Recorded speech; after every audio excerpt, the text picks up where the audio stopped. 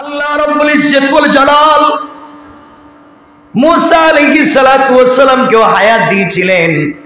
মুসা আলাইহিস সালাম আল্লাহর উপরে ছেড়ে দিয়েছিলেন, বলছিলেন আল্লাহ যদি চায়, যতদিন আল্লাহ চাইবে ততদিন আমি পৃথিবীতে বেঁচে থাকবো, আল্লাহ যেদিন চাইবে না পৃথিবীতে বেঁচে থাকবো না। আমি এতক্ষণ আলোচনা করে বোঝাতে চাইলাম পৃথিবীতে আমি আপনি যা অর্জন করি সব কিছু দান করেন কে? আরো জোরে বলেন কে? তাহলে আপনি হিংসা করেন কেন? তাহলে হিংসা করেন কেন? আপনার হয় না আমার হয়ে গেছে, আমার হয় না আপনার হয়ে গেছে।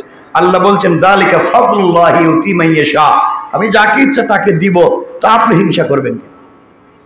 কথা কি বুঝতে পেরেছেন? দিতে পারেন কে? আল্লাহ। কেন বললাম আমরা 1 মিনিটে সংক্ষেপ করে দেই। হযরত আজরাইল আলাইহিস সালাতু ওয়াস সালাম সরাসরি এসে জান কবজ করে নিয়ে যান না, তিনি তার বাহিনী পাঠাইয়া দেন। কিন্তু নবীদের কাছে আসার সময় তিনি নিজে আসেন, অনুমতি নিয়ে আসেন। মুসা আলাইহিস সালামের কাছে জিবরাইল ফেরেশতা মানুষের সুরতে এসে অনুমতি চাইলে মুসা আলাইহিস সালাম লোকটিকে জিজ্ঞাসা করলেন তুমি কে?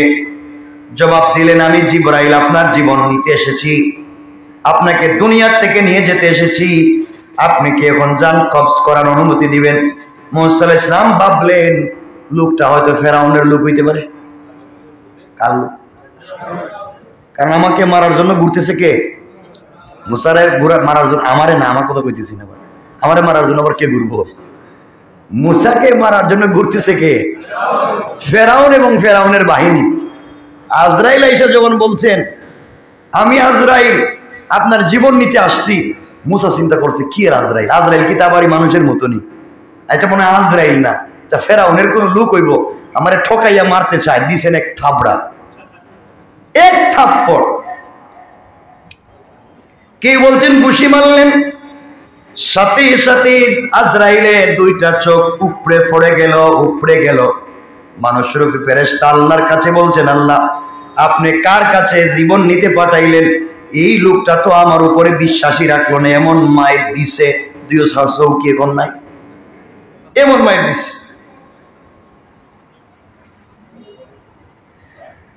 আল্লাহ রাব্বুল ইজ্জতুল জালাল বললেন তুমি যাও, তার কাছে গিয়ে বলো আমি আল্লাহর হুকুমে এসেছি, আল্লাহ আমাকে পাঠিয়ে দিয়েছে। তার বকরির পিঠে হাত রাখতে, বকরির পাল আছে মুসার, এই হাতের তালুর নিচে যতগুলা পশম পড়বে তত কোটি বছর আল্লাহ তার হায়াত বাড়াইয়া দিবে। বুঝতে পারলেন তিনি জিবরাইল, আজরাইল বুঝতে পারলেন আজরাইল ফেরেশতা, তিনি বললেন সেই পশম পরিমাণ আয়ু বাড়াবার পরে কি আমার কাছে আবার আপনি আসবেন? কয়েকদিন যত কোটি পশম থাকুক একদিন পশম শেষ হয়ে যাবে, আপনি মরে যাবেন। আজরাইল বললেন পশম শেষ হওয়ার পরেই যেহেতু মরা লাগবে, তাহলে আমার ইচ্ছার উপরে মরতে চাই না, আল্লাহ যেদিন ইচ্ছা করবেন তার ইচ্ছার উপরে আমি মরে যেতে চাই। সুবহানাল্লাহ বলেন। তাহলে আমি এতক্ষণের আলোচনা বুঝাতে চাইলাম এই পৃথিবীতে যা হবে ইচ্ছা করবেন কে? আমাদেরকে যা দিবেন ইচ্ছা করবেন কে? আল্লাহ বলছেন যালিকা ফাদলুল্লাহি ইউতিহি মান ইয়াশা, আল্লাহ অনুগ্রহ দেন যাকে ইচ্ছা তাকে দান করেন। সুতরাং দান করেন আল্লাহ, আর হিংসা করে কে? আমরা। দান করেন কে? আল্লাহ, আর হিংসা করি আমরা। সচেতন হই কয়েকদিন, এরপরে ভুলে যাই। প্রায় 50 জনের কাছাকাছি মানুষ মারা গেল। কত মানুষ অর্ধেক জলে জলে পড়ে আছে হসপিটালে, কত মানুষের পুরো লাইফ শেষ, কত মানুষের পুরো পরিবার শেষ। খেতে এসেছিল, এটা ছোট বাচ্চা দেখলাম কাঁদতেছে ভাঙ্গা পাও নিয়া, তার বোনকে খুঁজে পাইতেছে না, ছোট বোনকে খুঁজে পাচ্ছে না। এগুলো বড় হৃদয় বিদারক। কার কখন কোথায় মওত চলে আসে কে বলতে পারি না। কতদিন আগে বঙ্গ মার্কেটে আগুন লাগলো নাকি? এরপরে ওখানে এখানে ওখানে, এই বস্তিতে, এই বাজারে, এই দোকানে, এই মার্কেটে লাগতেই আছে, সব জ্বলে পড়ে ছাই হয়ে যায়। আমরা এরপরেও সচেতন হলাম না, কেন হচ্ছে এগুলো বুঝতে পারলাম না। আল্লাহ আমাদের সবাইকে হেফাজত করো, সবাই বলেন আমিন। হঠাৎ মৌত থেকে আল্লাহ আমাদেরকে হেফাজত করো, আগুন দিয়া জ্বলে মরার চাইতে আল্লাহ হেফাজত করো, পানিতে ডুবে মরে যাওয়া থেকে আল্লাহ বাঁচিয়ে দিক, রোড অ্যাক্সিডেন্ট করে মরে যাওয়া থেকে আল্লাহ হেফাজত করো, সকলে পড়েন আমিন।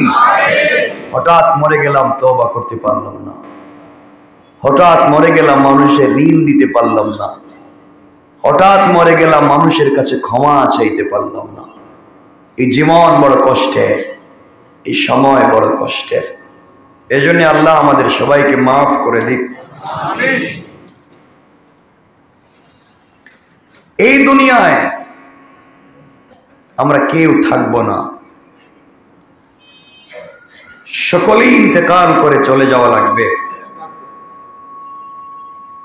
মনে রাখবেন,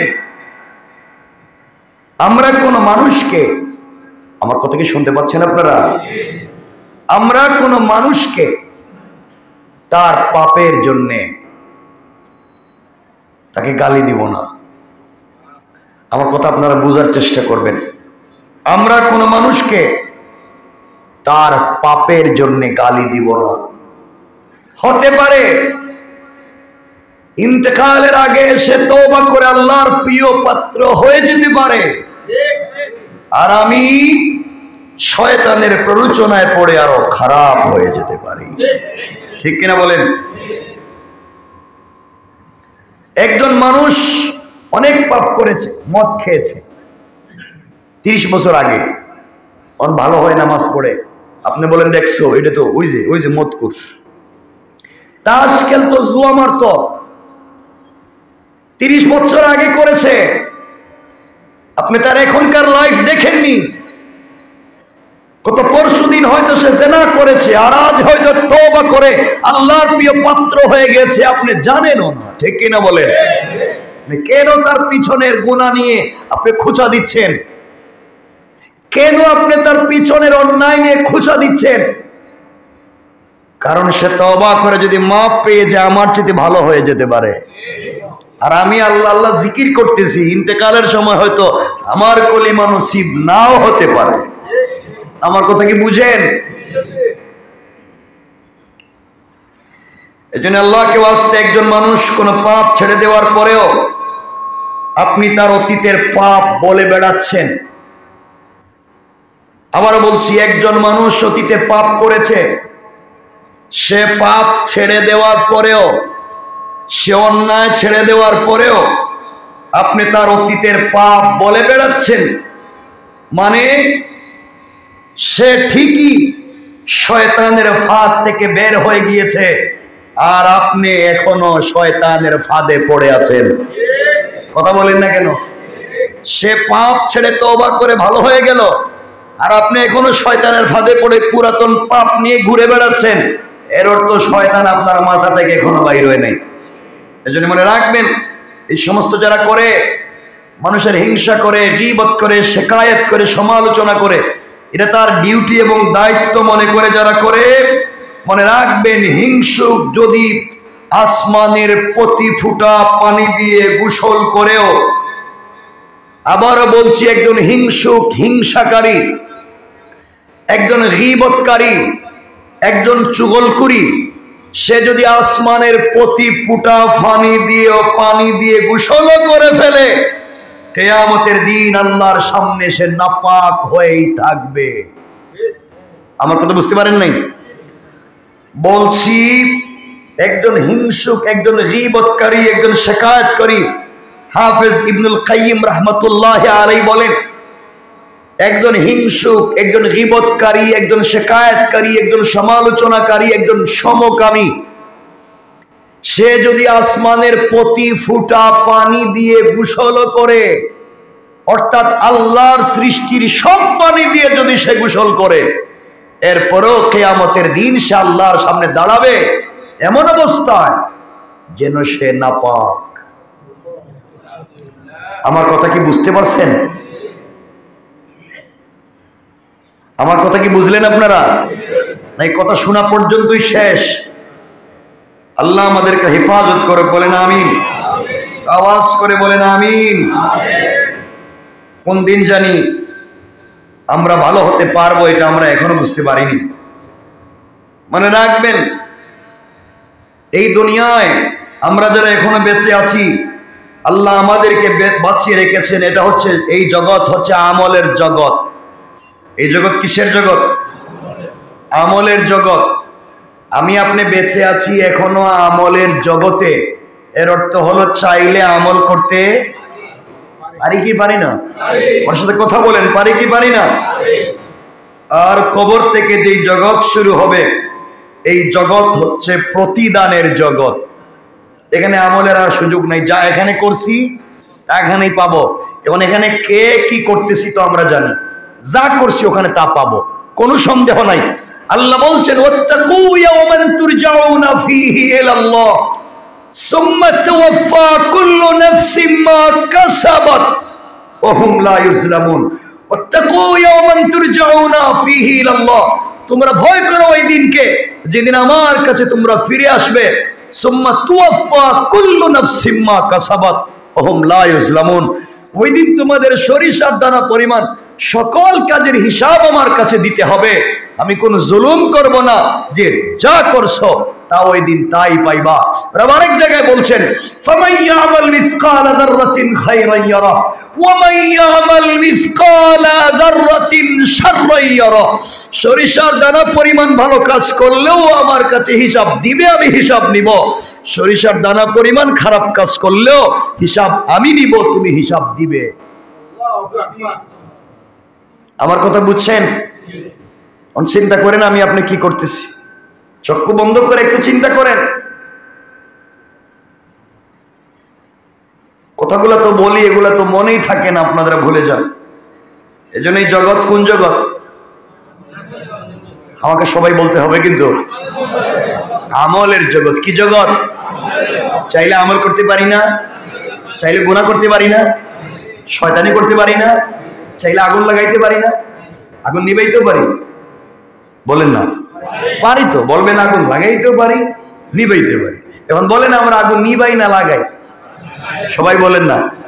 কারো দোকানে আগুন লাগাই, কারো কলিজে আগুন লাগাই, কারো জিন্দেগিতে আগুন লাগাই, কারো পুরো লাইফ শুদ্ধ আগুন লাগাই দিই।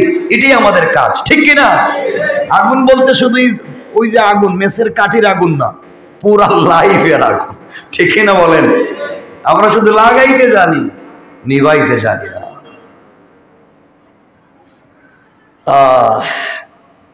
কথাগুলো মনে রাখবেন আমার মুসলমান বন্ধুগণ। কথাগুলো দিল দিয়া শুনেন কি বলতে চাই। এই দুনিয়ার জমিনে একজন বড় আল্লাহর বুজুর্গ আলেম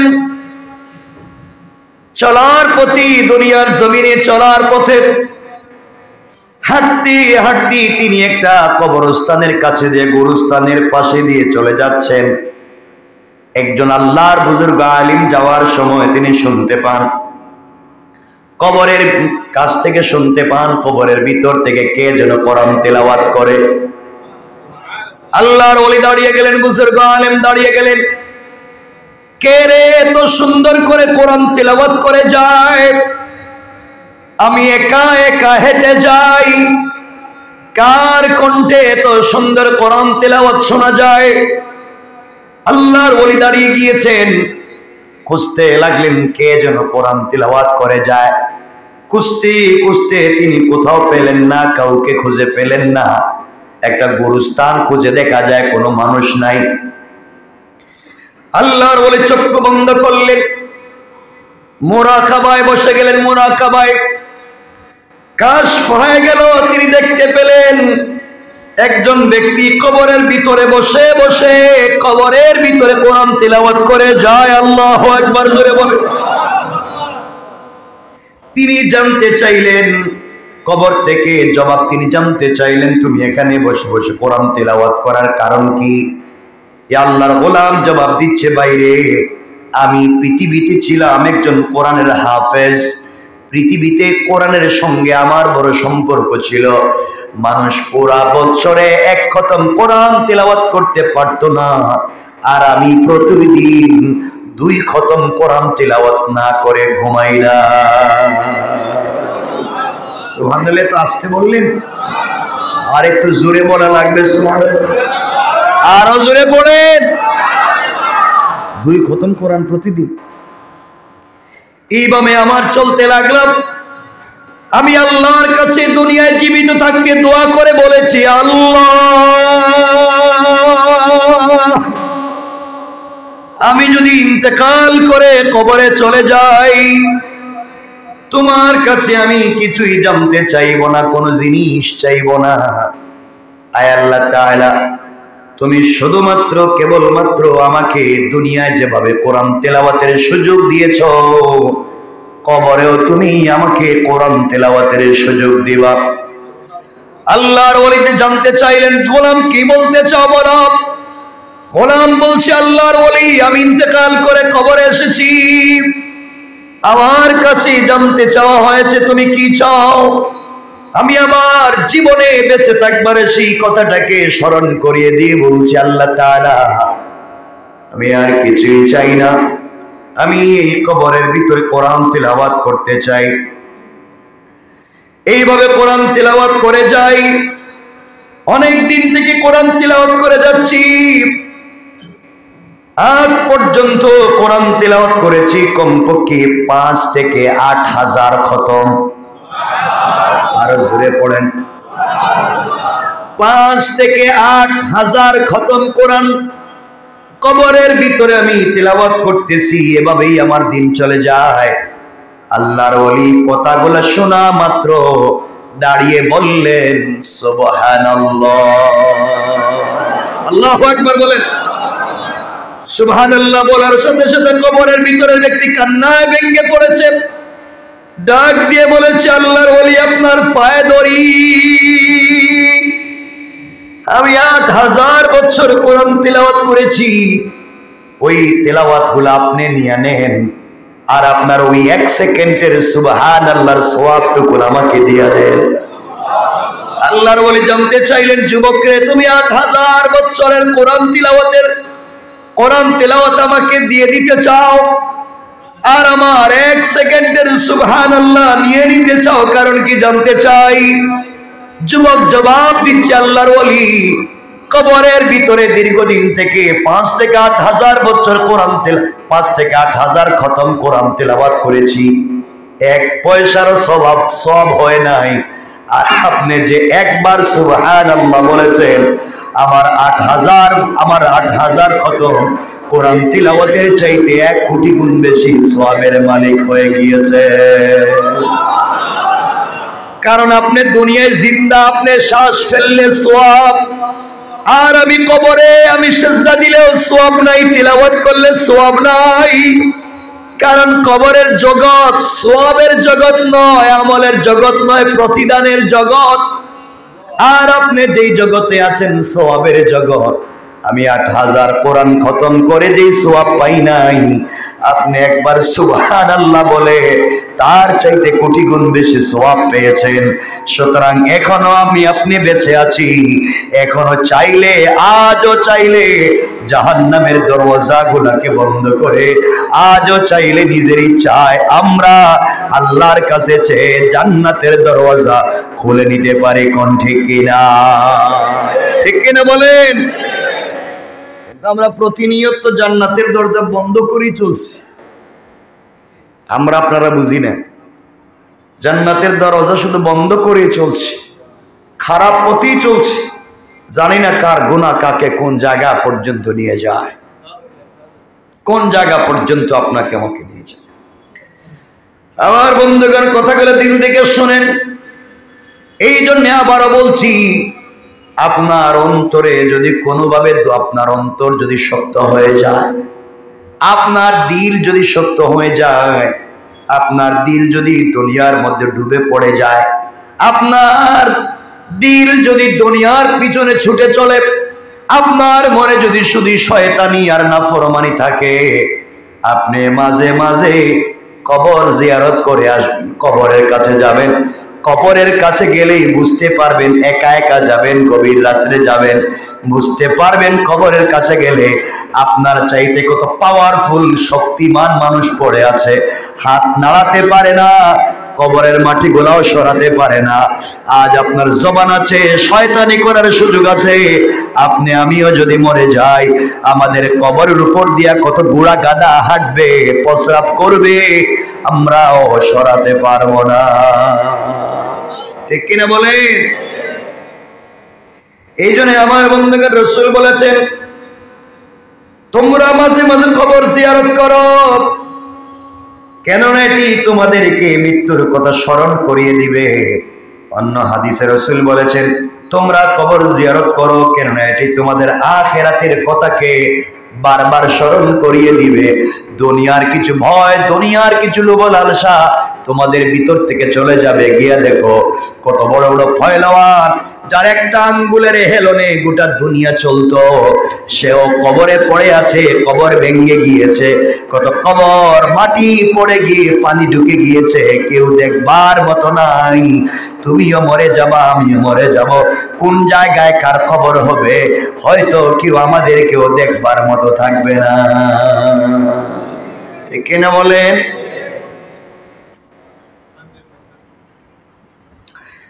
এই জন্য খুব মনোযোগ দিয়ে শোনেন, দুনিয়ার জমিনে আমাদেরকে কি করা লাগবে। শেখ ইবনে উসাইমিন রাহমাতুল্লাহি আলাইহি বলেন, যখন তোমার হৃদয় উদাসীন হয়ে যাবে, তোমার আত্মা দুনিয়ার জন্য মিশে যাবে, তখন তুমি মাঝে মাঝে কবরের কাছে যাও এবং সেই মানুষগুলাকে নিয়ে চিন্তা ভাবনা করো, যারা গতকালও তোমার মতোই এই জমিনের উপরে ছিল, আজ তারা নাই।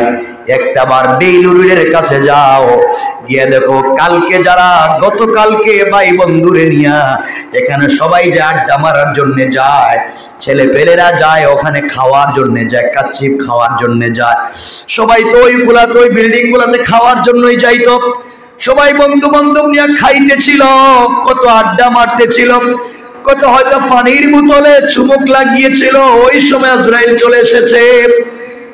কত ভাই বিদেশে যাবে, তার পাসপোর্ট রেডি, ভিসাও ঠিক হয়ে গিয়েছে, সেও মরে গিয়েছে। বোঝা গেল মওত আসবে, কাউকে কখনো বলে আসবে না। ঠিক কিনা বলে? এই জন্য দুনিয়ার জমিনে আমাদেরকে চলার পথে মওতকে স্মরণ রাখতে হবে তো ইনশাআল্লাহ। বলেন না ইনশাআল্লাহ? আরো জোরে বলেন না ইনশাআল্লাহ? মওত মরে থাকবে তো। আমরা এই পৃথিবীতে যা করি সব বাঁচার জন্য। কার জন্য? এখানে একজন আছেন নিজে আনা, আমি যা করতেছি মরার জন্য। হ্যাঁ, কেউ আছেন এখন একজন যে আমি হে আল্লাহর ওলি, আমি যা করি মরার জন্য? নাই, সব আল্লাহর কুতুব, সব বাঁচার জন্য। অসুস্থ হলেই ডাক্তারে যান কি জন্য? হ্যাঁ, বাঁচার জন্য। সুস্থতা মানে কি আর বাঁচা থেকে কয়েকদিন, কোন ঔষধে কাজ হচ্ছে না, হুজুরের কাছে যান, হুজুর আমার তো কিছু হইতেছে না, একটু দোয়া। বলে কি? বলে একটু বাঁচা থাকি ভালো করে। সবই তো বাঁচতে চায়। মানে রাখবেন, এই পৃথিবীতে বাঁচতে পারবো? চাইলে পারবো? পারবো না। আজ না হয় কাল আপনাকে আমাকে মরা লাগবেই। কি নিয়ে হাজির হবেন আল্লাহর কাছে? কি আছে যেটা নিয়ে রবের সামনে হাজির হবে? কিচ্ছু নাই। এই জন্য আল্লাহর ওয়াস্তে এই পৃথিবীতে বেঁচে থাকবার বহুত চেষ্টা করেন। আজ না হয় কাল আপনাকে আমাকে মরা, আবার বলেন মরা লাগবে। চাইলে এই পৃথিবীর কেউ বেঁচে থাকতে পারবে না। আল্লাহ আমাদের সবাইকে বুঝার তৌফিক দান করুক। সকলে পড়েন আমিন। কেন কথাগুলো বলতেছি? আল্লাহ পাক রব্বুল ইজ্জত ওয়াল জালাল চাইলে কাউকে কিয়ামত পর্যন্ত হায়াত বাড়িয়ে দিতে পারেন, পারেন না? কাউকে চাইলে এই পৃথিবীতে যেমন ফেরেশতাদের হায়াত কিয়ামত পর্যন্ত বাড়িয়ে দিয়েছেন, তাদের নাই। কিয়ামত পর্যন্ত ফেরেশতারা বেঁচে আছে, বেঁচে থাকবে। পৃথিবীটা খুব কিয়ামতের কাছাকাছি যাচ্ছে। মৃত্যুটা খুব কাছাকাছি হচ্ছে আমাদের। ব্যক্তির মৃত্যু, জাতির মৃত্যু, পুরো দুনিয়ার মৃত্যু। খুব কাছাকাছি আসতেছে। কিয়ামতের যত আলামত গুলা রয়েছে ওগুলা প্রকাশিত হতে যাচ্ছে। কিয়ামতের একটা আলামত হচ্ছে এমন একটা দিন আসবে যেদিন মুসলমানদেরকে কাফেরেরা কালো কালো ছোট ছোট গুটা দিয়া আঘাত করে মারবে। আপনার কি মনে হয় কালো কালো ছোট গুটা এটা দিয়ে এখন মারা হচ্ছে না? সারা দিনই তো গুলি করা হচ্ছে, বম মারা হচ্ছে, মুসলমানদেরকে ঝাঁঝরা করে দেওয়া হচ্ছে, ঠিক কিনা? কিয়ামতের আলামত। কাফের বেঈমানের একত্রিত হয়ে একজন আরেকজনকে একটা প্লেটে ডেকে ডেকে, মানুষ যেভাবে মেহমান আসলে প্লেটে ডাক দিয়ে বসে আসো একসাথে খাই, এইভাবে গোটা দুনিয়ার কাফেরের ঐক্যবদ্ধ হয়ে একে অপরকে ডেকে ডেকে জমাবদ্ধ হয়ে মুসলমানদেরকে মারতেছে, ঠিক কিনা? আর আমরা কি করতেছি? আজ মুসলমানদের কলিজার থেকে রক্ত ঝরতেছে, দুনিয়া থেকে দিনকে মুছে দেওয়ার ষড়যন্ত্র চলছে, ইসলামের সংস্কৃতিকে ধ্বংস করে দেওয়ার ষড়যন্ত্র চলছে। আর আমরা এখন আছি নিজেরাই কামড়া কামড়িতে ব্যস্ত, নিজেরাই মারামারিতে ব্যস্ত, একজন আর একজনের বিরুদ্ধে সারাদিন লেগেই আছে। আজ মরবো না কাল মরবো, এর কোনো চিন্তাই নেই, ঠিক কিনা বলেন? চাইলে বেঁচে থাকতে পারবেন না মরতে হবে? কেউ আগে কেউ পরে, কেউ আগে কেউ পরে। কি আছে এমন যে জিনিস নিয়ে আল্লাহর সামনে দাঁড়াতে পারবো? এমন কোন জিনিস আসেনি আপনাদের কাছে? কোনো আমল আছে আলাদা, কোনো স্পেশাল আমল আছে যে এটাই আছে আমার, ওইটা নিয়ে দাঁড়ায় যাইব, রব মাফ না দিয়ে পারবে না? আছে কিছু? কি নাই? কিছুই নাই আমাদের। এই পৃথিবীতে আল্লাহ চাইলে কাউকে হায়াত দিতে পারেন। যেমন ইতিহাসে পাওয়া যায় হযরত খিজির অথবা হযরত খাজির, তাকে আল্লাহ তাআলা হায়াত দিয়েছিলেন। ইতিহাসে পাওয়া যায় তিনি আবে হায়াত পান করেছিলেন। আবে হায়াত মানে কি এর পানি? হ্যাঁ, হায়াত, জীবন, জীবনের পানি, মৃত্যুবরণ না করার মতো পানি পান করেছিলেন। এটা আসেনি দুনিয়ায়, এমন কিছু আছে?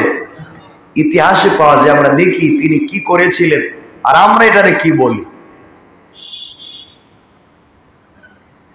কোরআন শরীফে হযরত যুলকারনাইন সম্পর্কে আলোচনা আছে। যুলকারনাইন তিনি একজন অপরাজেয় বাদশা ছিলেন। পৃথিবীর পুরা পৃথিবী বাদশা ছিলেন, সমস্ত দেশ সমূহ তিনি জয় করেছেন। আল্লাহ পাকের খাস বান্দা এবং ওলি ছিলেন। সুবহানাল্লাহ বলেন। তিনি পুরা দুনিয়া ইসলামের ঝান্ডাকে উড্ডীন করেছিলেন পুরো পৃথিবীতে।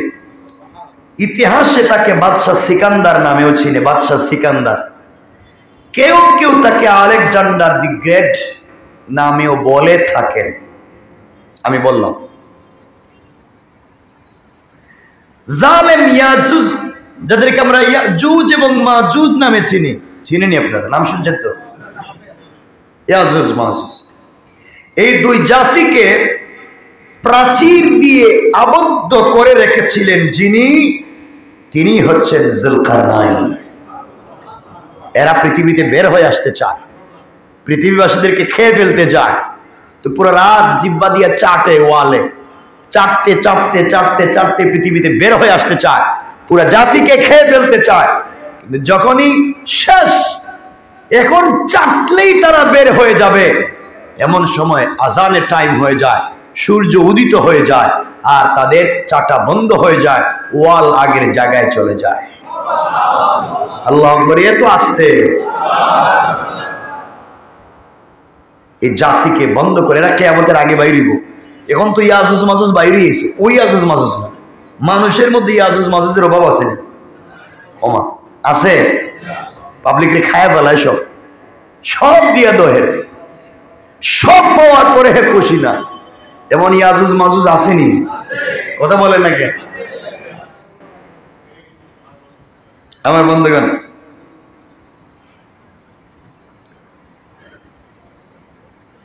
হযরতে খাজির বা খিজির জানতে পারলেন যে কুহে কাফ নামে একটা পর্বত আছে, এর অন্ধকারে একটা গুহা আছে, যেখানে আবে হায়াতের একটা কূপ আছে, তার পানির এতই গুণ যে ব্যক্তি পানি পান করবে সে কিয়ামত পর্যন্ত আয়ু লাভ করবে, মরবে না, লম্বা হায়াত পাবে। এতটুকুনি কি হায়াত পাবে? সবাই বলেন না। সেই পানি দুধের মতো সাদা, বরফের মতো ঠান্ডা, মধুর মতো মিষ্টি এবং সুস্বাদু, মিশকের মতো বেশি সুগন্ধি। জুলকারনাইন যে বাদশা ছিলেন তার প্রধানমন্ত্রী ছিলেন হযরতে খিজির। হযরতে খিজিরকে সঙ্গে নিয়ে বাদশা জুলকারনাইন, বাদশা সিকান্দার, আলেকজান্ডার দি গ্রেট তিনি বের হলেন এই পানির সন্ধানে। যেভাবেই হোক এই পানির পান করবেই, এই পুরা জাতিকে দিনের পথে নিয়ে আসতে গেলে হায়াত লম্বা হওয়া দরকার। যেভাবেই হোক এই জাতিকে দিনের পথে আমারে আনা লাগবেই। দেখি তুই পানি পাওয়া যায় না, বাইরে কে? বাদশা জুলকারনাইন। তার প্রধানমন্ত্রীর নাম ছিল খিজির। প্রধানমন্ত্রীর নাম কি? যাওয়ার সময় তিনি বড় বড় ওলিয়াদেরকে জিজ্ঞাসা করলেন, কুহে কাফের গভীর অন্ধকার গুহায় তো কিছুই দেখা যাবে না, তখন সেই অন্ধকারে কিভাবে চলাফেরা করব? কারণ এ তো অন্ধকার, অন্ধকারে আমি চলবো কেমনে, চিনবো কেমনে? তারা বললেন, এমন কোন মণি মাণিক্য সঙ্গে নিন যা অন্ধকারে আলো ছড়াবে। জুলকারনাইন তখন অন্ধকারে আলো বিকিরণকারী মূল্যবান একটি পাথর খিজিরের হাতে দিয়ে 12 বৎসরের পথ অতিক্রম করার জন্য রওনা হয়ে গেলেন। কত বছর? 12 বছর।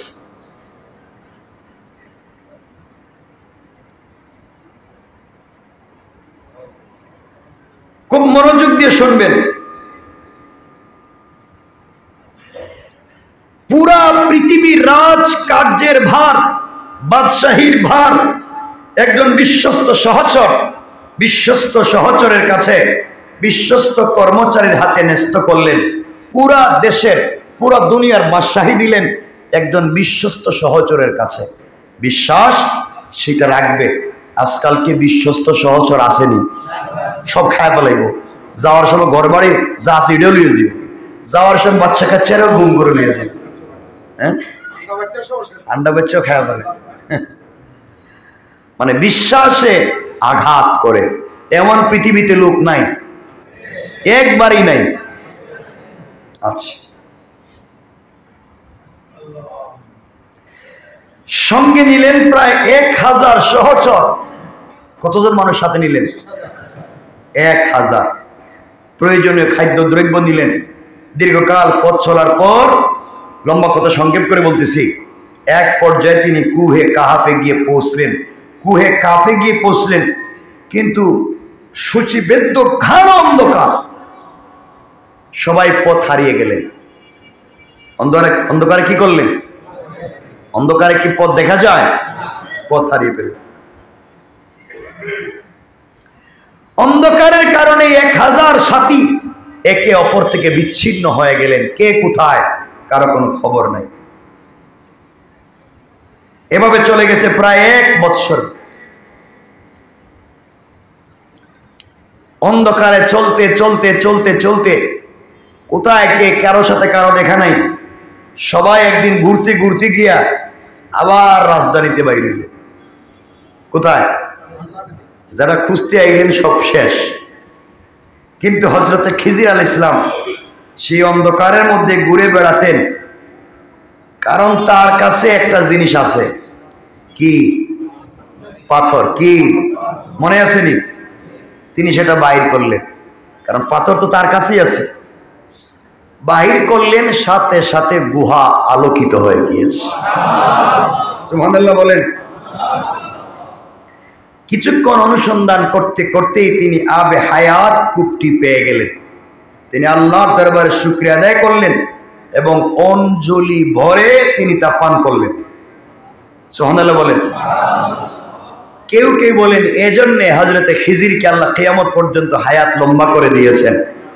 আর আমরা বলি আল্লাহ তাআলা ইচ্ছা করছেন খিজিরকে কিয়ামত পর্যন্ত বাঁচিয়ে রাখবেন, এই জন্য তার হায়াতকে বাড়িয়ে দিয়েছেন। পড়েন সুবহানাল্লাহ।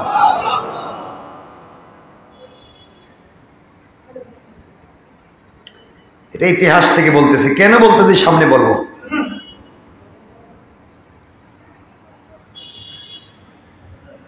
আবার আপনাদেরকে বলতেছি, এখন আপনারা মনে করতে পারেন তাহলে এই কূপের পানি পান না করলে বোধহয় কেউ বাঁচবে না কিয়ামত পর্যন্ত। আল্লাহ চাইলে এই কূপের পানি পান না করাইয়াও কাউকে বাঁচিয়ে রাখতে পারেন। পারেন? কাউরে রাখছেন? কে? হ্যাঁ, কেউ আসেনি? আমরা বলেন যে বাইচা আছে এখন পর্যন্ত কেউ আছে? কি কয়? হ্যাঁ, আরে না, এই কূপের পানি পান না করেও দুনিয়া এখনো বাইচা আছে। কেউ আছে? জানা নাই? হ্যাঁ, না, তিনি তো দুনিয়া নেই, আমি দুনিয়ার কথা বলতেছি। এই পৃথিবীতে এই আবে হায়াতের পানি পান না করেও বেঁচে আছে শয়তান। শয়তান কে? বাইচা আছে না মরে গেছে? গা না মরে গেছে? আছে না নাই? কোন হায়াতের পানি পান করছে?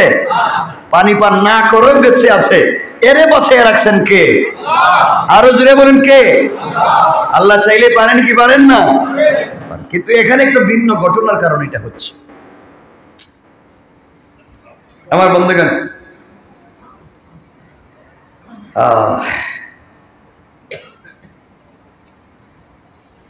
আর কে আছেন জীবিত?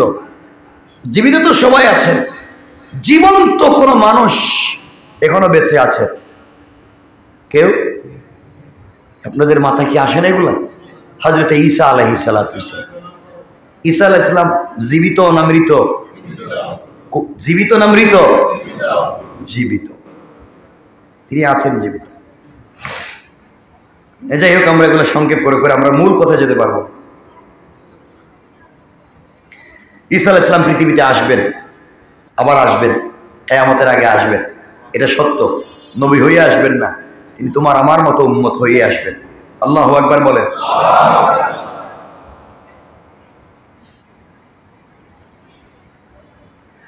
আল্লাহ রাব্বুল ইজ্জত ওয়াল জালাল বলছেন কোরআনে কারীমে, আল্লাহ পৃথিবীতে কারো উপরে কারো শ্রেষ্ঠত্ব দিয়েছেন। আল্লাহ বলছেন ওয়ালা তাতামান্নাউ মা ফাদ্দালাল্লাহু বিহি বা'দাকুম আলা বা'দ।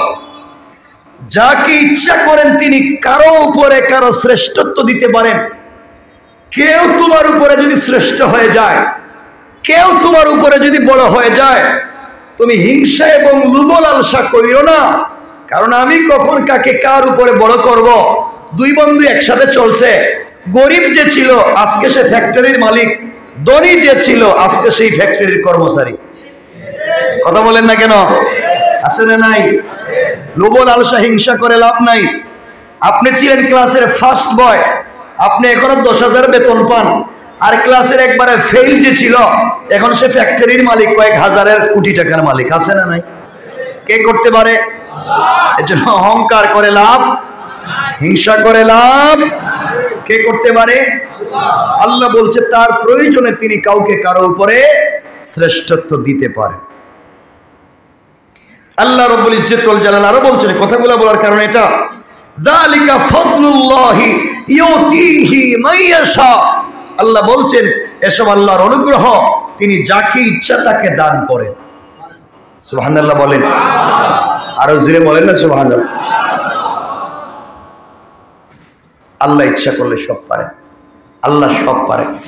আপনি দেখবেন 50 বছর থেকে দোকানদারি করতেছেন, আপনার দোকানে ব্যবসা হয় না, আর আরেক বেচারা আপনার দোকান কি ডেকোরেশন করা, রেস্টুরেন্ট কি ডেকোরেশন করে রাখছেন, এরপরও দেখবেন পাবলিক আপনার রেস্টুরেন্টে আসে না।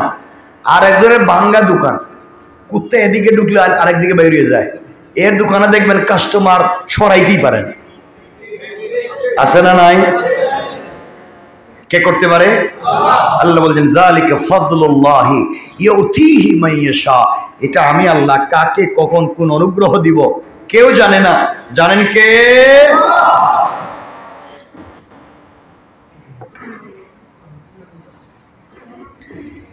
এই জন্য কথাগুলো দিল দিয়ে শুনবেন কি বলতে চাই।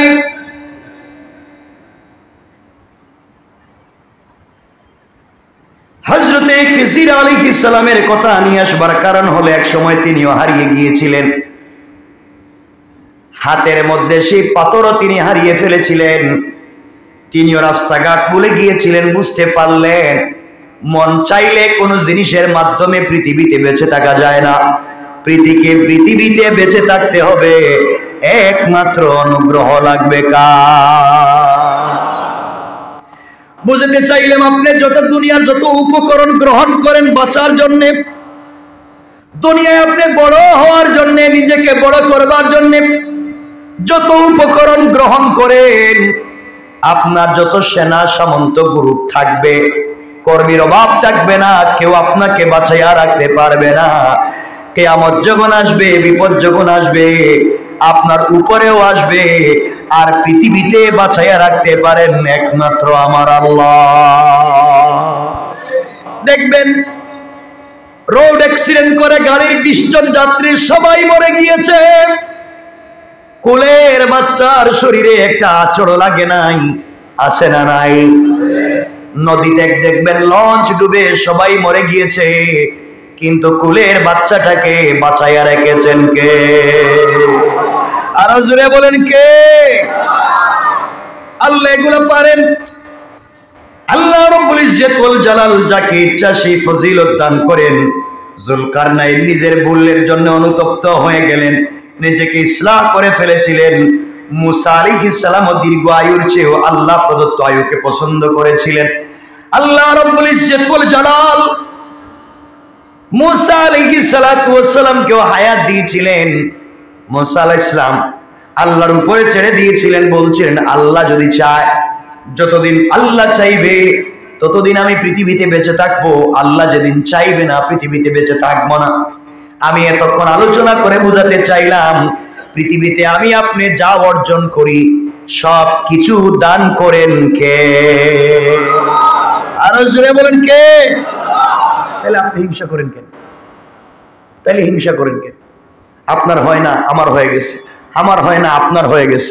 আল্লাহ বলছেন যালিকা ফাদলুল্লাহি ইউতি মান ইয়াশা, আমি যাকে ইচ্ছা তাকে দিব, তা আপনি হিংসা করবেন কেন? কথা কি বুঝতে পেরেছেন? দিতে পারেন কে?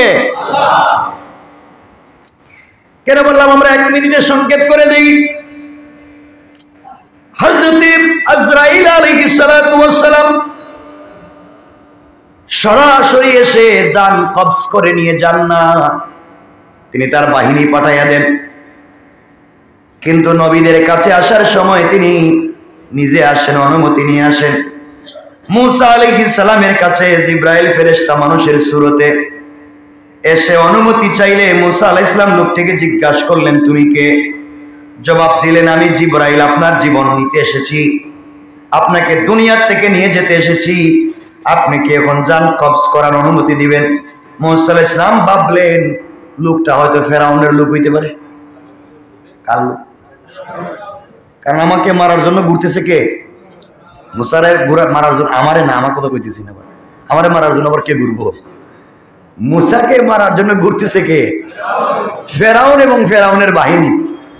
আজরাইল আইসা যখন বলছেন আমি আজরাইল আপনার জীবন নিতে আসছি, মুসা চিন্তা করছে কি আর আজরাইল? আজরাইল কি তাবারই মানুষের মতনই? এটা মনে হয় আজরাইল না, এটা ফেরাউনের কোন লোক হইব, আমারে ঠকাইয়া মারতে চায়। দিছেন এক থাবড়া, এক থাপ্পড়। কে বলছেন ঘুষি মারলেন, সাথে সাথে আজরাইলের 2টা চোখ উপড়ে পড়ে গেল, উপড়ে গেল।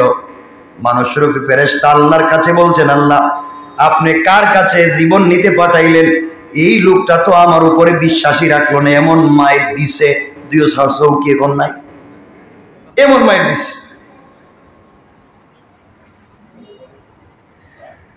আল্লাহ রাব্বুল ইজ্জত ওয়াল জালাল বললেন তুমি যাও, তার কাছে গিয়ে বলো আমি আল্লাহর হুকুমে এসেছি, আল্লাহ আমাকে পাঠিয়ে দিয়েছে। তার বকরির পিঠে হাত রাখতে, বকরির পাল আছে মুসার, এই হাতের তালুর নিচে যতগুলা পশম পড়বে তত কোটি বৎসর আল্লাহ তার হায়াত বাড়াইয়া দিবে। বুঝতে পারলেন তিনি জিবরাইল, আজরাইল বুঝতে পারলেন আজরাইল ফেরেশতা। তিনি বললেন সেই পশম পরিমাণ আয়ু বরাবর পরে কি আমার কাছে আবার আপনি আসবেন? কয়েকদিন যত কোটি পশম থাকুক, একদিন পশম শেষ হয়ে যাবে, আপনি মরে যাবেন। আজরাইল বললেন পশম শেষ হওয়ার পরেই যেহেতু মরা লাগবে, তাহলে আমার ইচ্ছার উপরে মরতে চাই না, আল্লাহ যেদিন ইচ্ছা করবেন তার ইচ্ছার উপরে আমি মরে যেতে চাই। সুবহানাল্লাহ বলেন। তাহলে আমি এতক্ষণের আলোচনা বুঝাতে চাইলাম, এই পৃথিবীতে যা হবে ইচ্ছা করবেন কে? আমাদেরকে যা দিবেন ইচ্ছা করবেন কে? আল্লাহ বলছেন যালিকা ফাদলুল্লাহি ইউতিহি মান ইয়াশা, আল্লাহ অনুগ্রহ দেন যাকে ইচ্ছা তাকে দান করেন। সুতরাং দান করেন আল্লাহ, আর হিংসা করে কে? আমরা। দান করেন কে? আল্লাহ, আর হিংসা করি আমরা। এজন্য এগুলা থেকে বের হওয়া লাগবে। আল্লাহ আমাদের কবুল করুন।